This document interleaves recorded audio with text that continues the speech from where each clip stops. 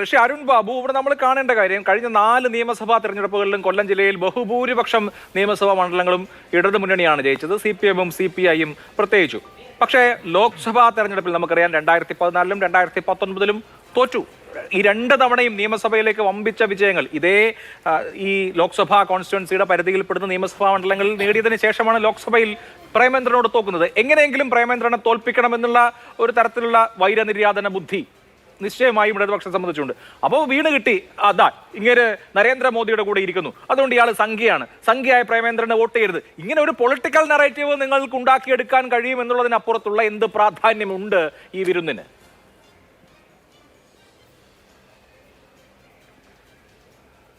ഇവിടെ ഇടതുപക്ഷത്തിന് വ്യക്തമായ രാഷ്ട്രീയമുണ്ട്. കൊല്ലത്തെ MP ശ്രീമാൻ NK പ്രേമേന്ദ്രനെ കുറിച്ച് ഏതെങ്കിലും തെറ്റായ കാര്യങ്ങൾ പ്രചരിപ്പിച്ചുകൊണ്ട് ഏതെങ്കിലും ഒരു രാഷ്ട്രീയ നേട്ടം ഉണ്ടാക്കിയെടുക്കേണ്ട കാര്യം കൊല്ലത്തെ ഇടതുപക്ഷത്തിനില്ല. ഇവിടെ കൊല്ലത്ത് NK പ്രേമേന്ദ്രൻ ഈ തെരഞ്ഞെടുപ്പിൻ്റെ ഘട്ടത്തിൽ വലിയ പ്രതിസന്ധിയിലാണ് നിൽക്കുന്നത്.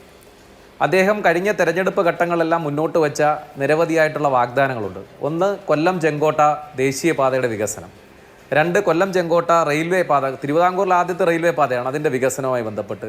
കൊല്ലത്തുണ്ടായിരുന്ന ESA മെഡിക്കൽ കോളേജ് നഷ്ടപ്പെട്ടത്, കൊല്ലത്തെ പാർവതി മില്ലിൻ്റെ ദുരവസ്ഥ, കൊല്ലം പോർട്ടിൻ്റെ വിഷയം, അതുപോലെ തീരദേശത്തെ മത്സ്യത്തൊഴിലാളികൾ നേരിടുന്ന വിഷയങ്ങൾ, കശുവണ്ടി ഇറക്കുമതി ചുങ്കവുമായി ബന്ധപ്പെട്ട് അങ്ങനെ നിരവധി പ്രശ്നങ്ങൾ കൊല്ലത്തിനകത്തുണ്ട്. ആ പ്രശ്നങ്ങളെല്ലാം നിലനിൽക്കുമ്പോൾ അത് രാഷ്ട്രീയമായി വലിയ ചർച്ച കൊല്ലത്തെ ജനങ്ങളുടെ ഇടയിൽ ഉയർന്നു വരികയാണ്.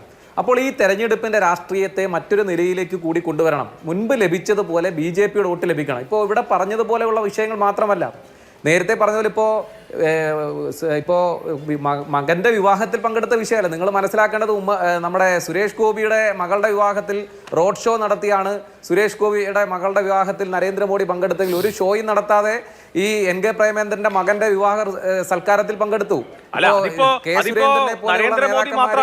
കണ്ണും വീഴ്ചിരിക്കുകയാണ് തങ്ങളുടെ വീട്ടിൽ. ഞാൻ പറഞ്ഞോട്ടെ, വളരെ ഹീനമായ ഭാഷയിൽ പിണറായി വിജയൻ പോയിട്ടില്ലേ? പിണറായി വിജയൻ പോയിട്ടില്ലേ? അതൊക്കെ ഒരു മര്യാദയല്ലേ? പിണറായി വിജയനെ കല്യാണം വിളിച്ചു, പിണറായി വിജയൻ പോയി.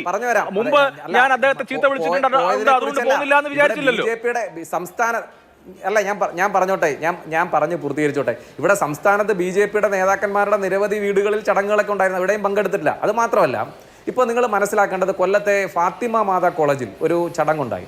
ഇപ്പം നിർമ്മല സീതാരാമനെ ഇരുത്തിക്കൊണ്ട് പറഞ്ഞത് അടുത്ത പ്രധാനമന്ത്രിയായിട്ട് അങ്ങ് വരണം എന്നുള്ളതാണ് എൻ്റെ ആഗ്രഹം. ഇവിടെ രാഹുൽ ഗാന്ധി അപ്പോൾ ആസാമി BJPക്കാരൻ്റെ അടി മേടിച്ചുകൊണ്ടിരിക്കുകയാണ്. അവിടെയാണ് ദീപ്തി മേരി വർഗീസിനെ പോലുള്ള കോൺഗ്രസ് നേതാക്കന്മാർ കാണേണ്ടത്. ആസാമിൽ നിങ്ങളുടെ യാത്രയുടെ ഭാഗമായി BJPക്കാർ രാഹുൽ ഗാന്ധി ഓട്ടിക്കുമ്പോൾ ആ മുന്നണിയുടെ ഭാഗമെന്ന് അവകാശപ്പെടുന്ന UDFന്റെ നേതാവായിട്ടുള്ള NK പ്രേമേന്ദ്രൻ കൊല്ലത്തെ ഒരു കോളേജിലെ ഒരു പരിപാടിക്ക് നിർമ്മല സീതാരാമൻ അടുത്ത പ്രധാനമന്ത്രിയായി വരണമെന്നാണ് ആഗ്രഹിക്കുന്നതെന്നാണ് അവിടെ പ്രസംഗിച്ചത്. അതാണ് രാഷ്ട്രീയം. ഞാൻ നേരത്തെ പറഞ്ഞതുപോലെ ഒരേ സമയത്ത് BJPയുടെ നരേന്ദ്രമോദിയുടെ പടം വെച്ചും രാഹുൽ ഗാന്ധിയുടെ പടം വെച്ചും പോസ്റ്റർ അടിക്കുന്നു. അതോടൊപ്പം തന്നെ ബൈപ്പാസിൻ്റെ ഉദ്ഘാടനവുമായി ബന്ധപ്പെട്ട് സംസ്ഥാന മുഖ്യമന്ത്രിയെയും മന്ത്രിമാരെയും മാറ്റി നിർത്തി ഇത് BJPയുടെ പരിപാടിയാക്കി മാറ്റി തീർക്കുന്നു. ഇവിടെ കൊല്ലത്ത് വന്ദേ ഭാരതിൻ്റെ സ്വീകരണം വന്നു. ആ സ്വീകരണം വന്നപ്പോൾ BJPയുടെ കൊടിയും പിടിച്ചുകൊണ്ടാണ് ഈ നിൽക്കുന്ന ആളുകളുടെ ഇടയിൽ നിന്നാണ് NK പ്രേമേന്ദ്രൻ നിൽക്കുന്നത്. എന്ന് വെച്ചാൽ BJPയുടെ ഭാഗമായി പ്രത്യക്ഷത്തിൽ തന്നെ നിന്നുകൊണ്ട് കാര്യങ്ങളെ കാണുന്നതിന്, അതിനുവേണ്ടി ഇടപെടുന്നതിന് യാതൊരു മടിയുമില്ലാത്ത നിലയിലേക്ക് മാറുകയാണ്.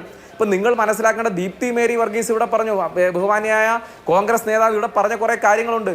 ഇവിടെ എന്ത് നിലപാടാണ് രാജ്യത്തെടുത്ത്? മണിപ്പൂർ നിന്ന് കത്തുമ്പോൾ, നമ്മുടെ സഹോദരിമാരെ നഗ്നരാക്കി നടത്തിയപ്പോൾ, ഇവിടെ ഉത്തരാഖണ്ഡിൽ പള്ളി പൊളിക്കുമ്പോൾ, അവിടെ പാവപ്പെട്ട മനുഷ്യരെ കൊന്നൊടുക്കുമ്പോൾ, ഇന്ത്യയുടെ മതനിരപേക്ഷത വേട്ടയാടുമ്പോൾ, അതുപോലെ തന്നെ ഇവിടെ കായിക താരങ്ങൾ ഉൾപ്പെടെയുള്ള ആളുകൾ അവരുടെ ഒരു ജീവിതകാലത്ത് മുഴുവൻ സ്വപ്നം ഈ രാജ്യത്തെ ഭരണകൂടത്തിൻ്റെ മുമ്പിൽ ഉപേക്ഷിച്ചുകൊണ്ട് പ്രതിഷേധിക്കുമ്പോൾ ഒരു പ്രധാനമന്ത്രിയുടെ സൽക്കാരം പോലും വേണ്ട എന്ന് പറയാൻ മര്യാദ കാണിക്കാത്ത നിലയിലേക്ക്, ഈ രാജ്യത്തിൻ്റെ മതനിരപേക്ഷത ഉയർത്തിപ്പിടിക്കാൻ കഴിവില്ലാത്ത നിലയിലേക്ക് ഒരു കോൺഗ്രസിൻ്റെ പിന്തുണയോടെയുള്ള UDFന്റെ MP ഇത്ര നിലവാര തകർച്ചയിലേക്ക് പോകുമ്പോൾ അതിനെ ന്യായീകരിക്കാൻ കോൺഗ്രസിന്റെ പ്രതിനിധിക്ക് ഉളുപ്പില്ലേ എന്നാണ് എനിക്ക് ചോദിക്കാനുള്ളത്. ശരി, ഓക്കെ. അല്ല, നമ്മുടെ പക്ഷേ രാജ്യം ഇത്ര കണ്ട് പ്രതിസന്ധി നേരിടുമ്പോൾ, വിരുന്നിന് പോകുന്നത്, ഒരാളെ അതിനെതിരായി ശബ്ദിക്കാതെ നിശബ്ദമാകുന്ന ബൗണ്ടറികൾക്കകത്ത് നിന്നാണോ കാണേണ്ടത് എന്നുള്ളതാണ് പ്രശ്നം. നിങ്ങൾ എല്ലാ കൂട്ടരും ഈ വളരെ സങ്കുചിതമായ ഇത്തരം വാദങ്ങൾ ഉന്നയിക്കാറുണ്ട്. ഇപ്പോ പ്രധാനമന്ത്രി കേരളത്തിൽ വന്നപ്പോൾ പിണറായി വിജയൻ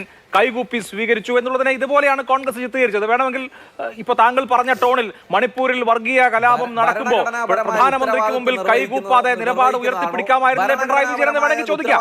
പക്ഷേ അതല്ലല്ലോ മര്യാദ. എന്ന് പറഞ്ഞതുപോലെ ഒരു ക്യാൻറ്റീനിലേക്ക് ഭക്ഷണം കഴിക്കാൻ വിളിച്ചപ്പോ പോയി എന്നുള്ളതിനെ നമ്മൾ ആ നിലയ്ക്ക് കണ്ടപ്പോൾ ഇതിനെയൊക്കെ രാഷ്ട്രീയ ബാന്ധവമായിട്ടും അവരുടെ പൊളിറ്റിക്സിനെ എൻഡോസ് ചെയ്തതായിട്ടും ഒക്കെ കാണുമ്പോഴാണ് ഈ പ്രശ്നം. ഞാൻ ഈ വിമർശനം നിങ്ങളെ കുറിച്ച് മാത്രം ഉന്നയിക്കുന്നതല്ല. ഇവിടെ മുഖ്യമന്ത്രി സ്വീകരിച്ചപ്പോൾ കോൺഗ്രസും പറഞ്ഞു ഈ കാര്യം. പരിശോധിച്ചതിന് ശേഷം വേണം ഈ നിലയിലേക്ക് ഒരു സൽക്കാരത്തിന്റെ മാത്രം കളങ്ങളിലേക്ക് ഇത് ചുരുക്കാൻ.